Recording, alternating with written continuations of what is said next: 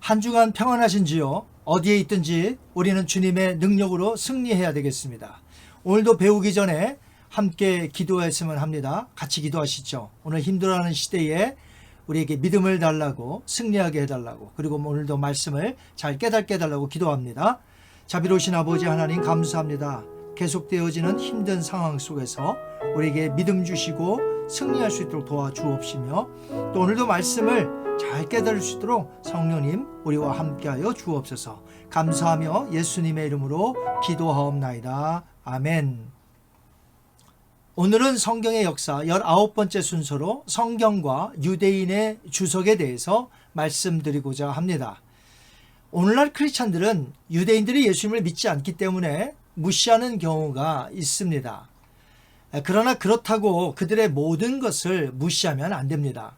그 이유는 아브라함이 유대인들의 조상이요, 이삭, 야곱, 요셉, 모세, 다윗이 유대인이었기 때문입니다. 그들은 하나님의 선택받은 백성들이었고 시내산에서 율법을 받은 자들이지요. 또한 성경을 기록한 자들이기도 합니다. 심지어 예수님도 유대인이었으며 그분의 제자들도 유대인이었습니다. 사도 바울도 유대인이었죠. 그래서 바울은 하나님께서 유대인들을 버리시겠느냐 하며 그들이 예수님을 믿지 않지만 하나님께서는 유대인들 중에 예수님께로 많이 돌아오게 하실 것에 대해서 로마서에 기록한 것이 있습니다. 로마서 11장 25절 26절 제가 읽겠습니다. 형제들아, 너희가 스스로 지혜 있다 하면서 이 신비를 너희가 모르기를 내가 원하지 아니하노니, 이 신비는 이방인의 충만한 수가 들어오기까지 이스라엘의 덜어는 우둔하게 된 것이라. 그리하여 온 이스라엘이 구원을 받으리라. 아멘. 유대인들은 성경을 기록하였습니다. 특별히 율법인 토라를 성문 토라라고 부르고요, 구전으로 가르친 것을 구전 토라라고 부릅니다. 결론적으로 말하자면 그것이 바로 그 유명한 탈무드가 되는 것이죠. 탈무드는 성문 토라에 담겨진 절대 진리를 어떻게 삶에 적용할 것인가에 대해서 친절한 안내를 해주는 방대한 해석책이 되겠습니다. 유대인들은 어려서부터 성문 토라와 구전 토라를 배우는데 유대인들은 탈무드를 통해 배우기를 참으로 좋아합니다. 1946년에 이런 일이 있었습니다. 적은 수의 유대인 난민들이 러시아 정권을 피해서 피난길에 올랐습니다. 이 도보로 시베리아를 횡단하여 서유럽으로 향해 가는 수개월은 아주 처절한 고생길이었죠. 마침내 원래 살던 폴란드 마을에 도착했으나 마을은 이미 폐허로 변한 상태였습니다. 이 주민들이 몰살당한 거죠. 불에 탄 회당에서 남은 것은 지하 창고밖에 없었습니다. 지하 계단을 내려가 보니까 불에 그슬리고 물에 젖었으나 아직 읽을 만한 랍비 주석책이 있었습니다. 이 난민들은 즉시 양초에 불을 붙이고 둘러 앉아서 두어 쪽을 함께 낭독하고 있었습니다. 그 곁을 지나가던 한 피난민이 다름질하며 외쳤어요. 살려고 도망 중인 것 잊었나요? 소련이 국경을 폐쇄하고 있어요. 아직 한참은 더 가야 미군 지대가 나온다고요. 어서 도망갑시다.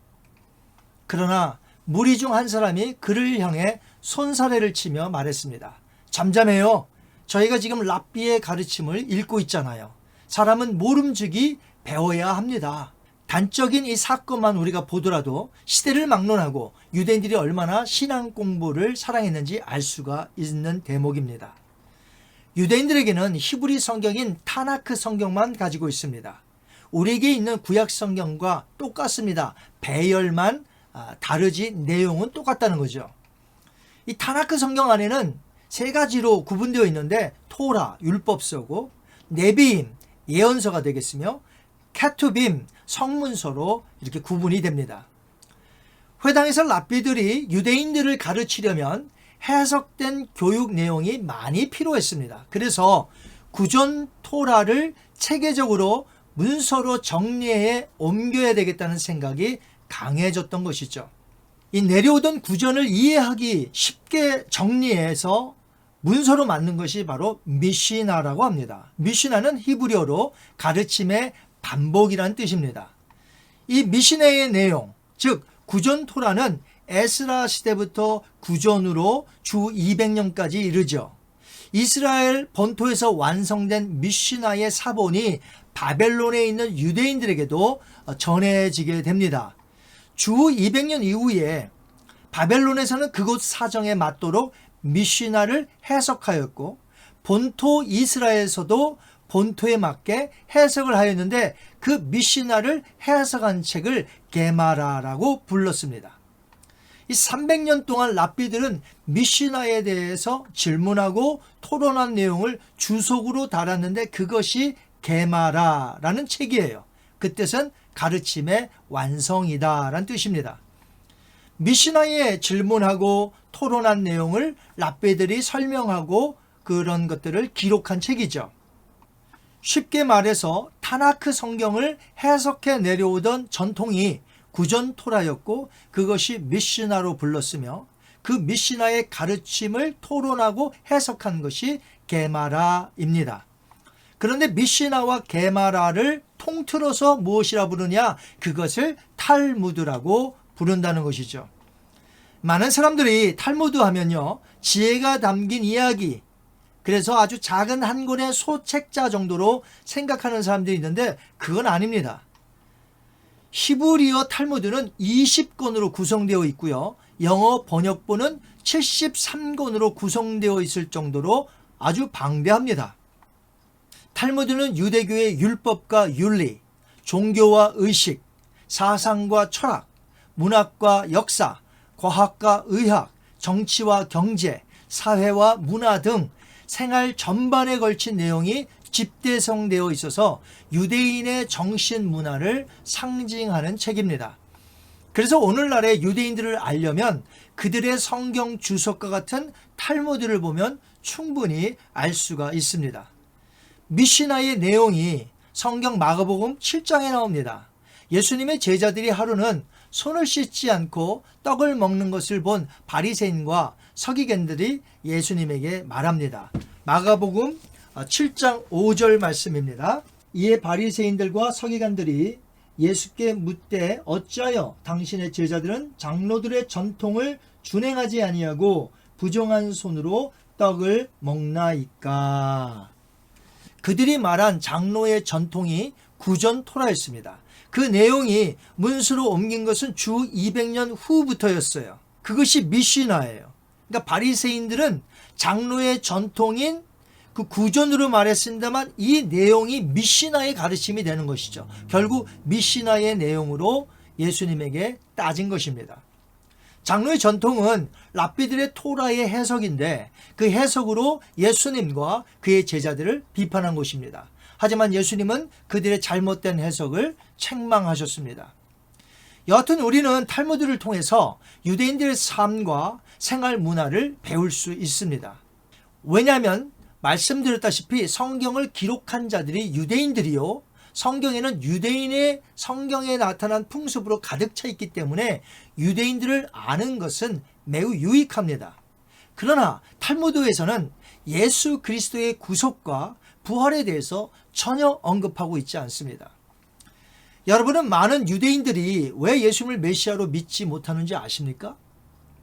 그 이유는 그들이 토라의 주석책인 탈무드를 통해 성경을 보는데, 탈무드에서 예수님이 구원자이시며 하나님이라고 전혀 가르치지 않기 때문이지요. 그들이 미시나에 대해서 질문하고 토론한 내용을 주석으로 달고, 제가 게마라라고 불렀어요, 그 책을. 그런데 그 게마라라는 뜻이 무엇이라고 했습니까? 가르침의 완성이다. 더 이상의 가르침은 없다는 것이죠. 가르침의 완성인 책 탈무드에서 예수님을 유일한 구원자와 하나님으로 보지 않기 때문에 그들은 예수님을 메시아로 받아들이지 않는 것입니다. 반면에 우리 크리스찬들은 21세기에 살면서도 어떻게 2000년 전에 그 예수 그리스도가 우리의 구원자시며 하나님의 아들이심을 어떻게 알고 믿고 있나요? 우리 크리스찬들에게는 신약 성경이 있기 때문에 그 신약 성경을 통해 구약을 볼 수 있기 때문입니다. 구약에서 하나님은 약속하신 아들에 대해서 계속해서 예언하셨고 그 예언대로 오셔서 성취하셨음을 신약 성경에서 가르쳐 주기 때문에 우리는 신약을 통해서 예수님을 믿을 수 있다는 것이죠.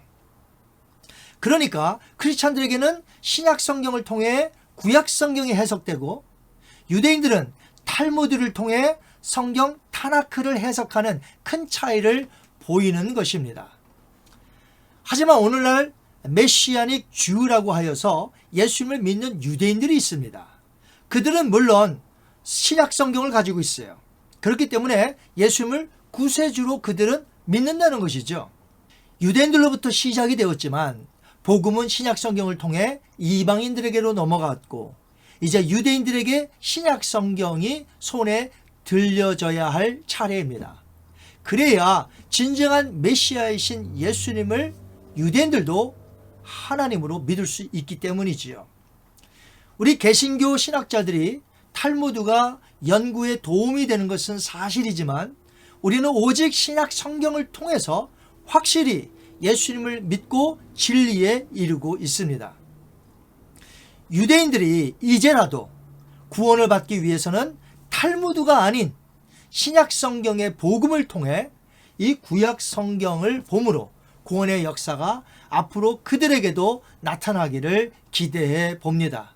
신약 성경의 가르침대로 유대인들도 복음으로 구원을 받아 하나님 앞으로 나아가야 할 것이기 때문에 우리가 복음을 전하고 유대인들에게도 복음을 전하고 신약 성경을 번역하여 그들에게 가르치고 그들에게 전파하여 유대인들도 탈무드를 통하여 구약 성경을 보는 것이 아니라 유대인들도 신약 성경을 통하여 구약을 봄으로 하나님이 보내시겠다고 하신 그 약속, 그 메시아이신 예수 그리스도를 믿어 구원을 받아야 할 줄 압니다.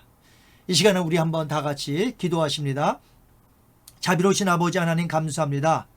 유대인의 그 성경과 주석들에 대해서 살펴보았습니다. 그들에게 탈무드만 있는 한 그들은 구약에 나타난 하나님의 예언의 말씀, 즉 메시아 되신 예수님을 알 수가 없습니다. 그들도 우리처럼 신약 성경을 가져야 할 텐데 하나님, 많은 메시아닉 주들이 지금 생겨나고 있습니다. 많은 유대인들이 예수님을 믿어 구원에 이르고 있습니다. 더 많은 유대인들이 예수님을 믿을 수 있도록 도와주시고 인도하여 주시고 우리도 복음을 전파하되 특별히 유대인들에게도 복음을 전파하게 하여 주옵소서. 감사하며 예수님의 이름으로 기도하옵나이다. 아멘. 다음 수요일에는 성경의 역사 마지막 20번째 순서가 되겠습니다. 성경의 풍습에 대해서 다음 주일날 배워보도록 하겠습니다. 한 주간도 건강하시기 바랍니다. 감사합니다.